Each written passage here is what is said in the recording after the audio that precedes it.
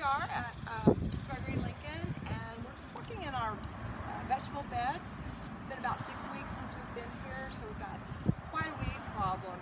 Now this bed does still have some beans in it, and looks like a squash has come up in here as well.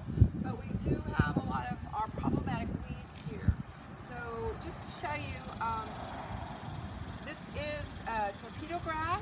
It's a real problem in our gardens. It does root down very deeply, and if you don't get every part of that root out, it's just going to grow right back. So what I like to do is just gather some of the leaves, come off to the side of it with a little hand trowel, dig as deeply as you can, and leveraging it up, trying to locate as much of that root as possible. Again, otherwise it will just grow right back in a matter of a few days even. So just digging down, following this root. It's going to lead us off, to some more.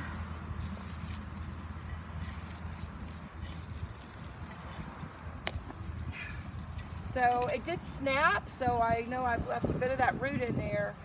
But as you can see, there's quite a bit of root structure. Right here, it's a bit of that root system. You see where it gets its name, torpedo, kind of pointed in its shape there. The other way we have in here is nutsedge. Nutsedge, you also want to try and get every piece of that root out. So again, I'll just hold the little leaves, dig to the side.